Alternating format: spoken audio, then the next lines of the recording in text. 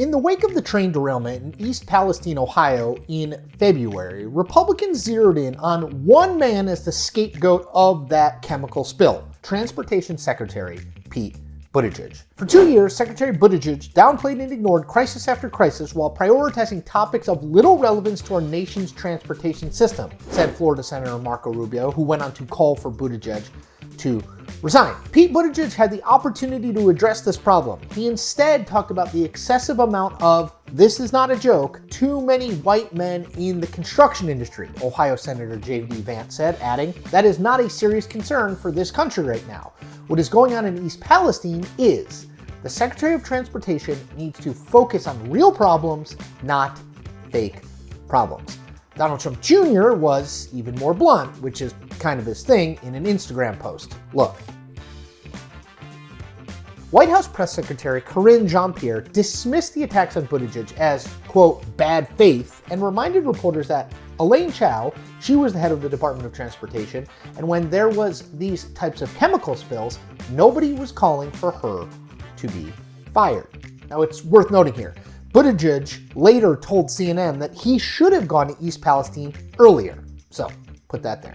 Now, this isn't the first time, though, that Republicans have singled out Buttigieg for scorn. Amid a Southwest Airlines booking debacle and an FAA system outage over Christmas and early into the new year, Republicans slammed Buttigieg as ineffective and in over his head. Instead of focusing on real transportation issues, Secretary Pete and his minions have focused on woke garbage like below, tweeted Arizona Congressman Andy Gibbs. And the Republicans were critical of Buttigieg for the supply chain issues that hit the economy in the wake of the COVID-19 pandemic as well. And they even took issue with his decision to take parental leave after the birth of 2 newborns last summer. Pete Buttigieg's performance as Secretary of Transportation has been so bad that Americans didn't even realize he spent the last 2 months absent on paternity leave, tweeted Arkansas Republican Senator Tom Cotton. And then there was this from Fox News host and local troll Tucker Carlson. Pete Buttigieg has been on leave from his job since August after adopting a child. Paternity leave, they call it,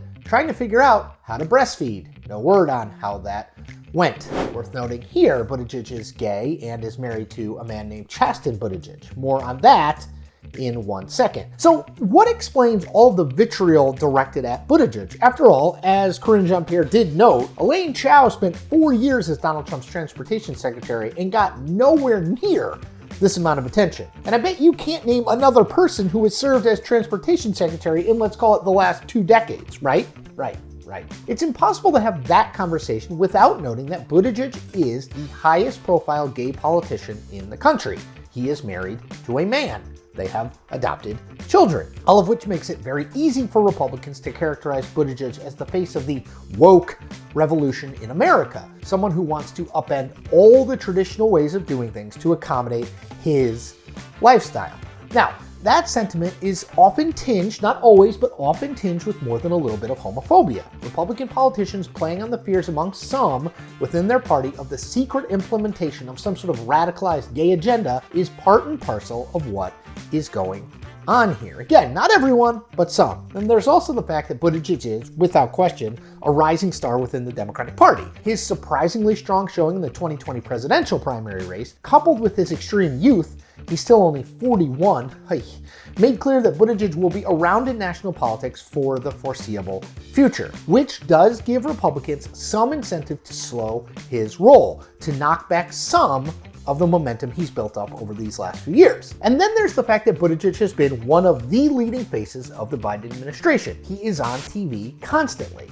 He has been traveling around the country touting victories as the administration's infrastructure bill is put into action. Aside from Biden himself, no one in the administration, and that's up to and including Vice President Kamala Harris, has been as high profile as Buttigieg. You add it all up, and you see why Buttigieg has rapidly become the Democrat that Republicans love to hate. So what? Buttigieg clearly has his eye on another presidential run down the line, and being the Democrat that Republicans obsess over is a good thing when it comes to raising money and wooing the party's base.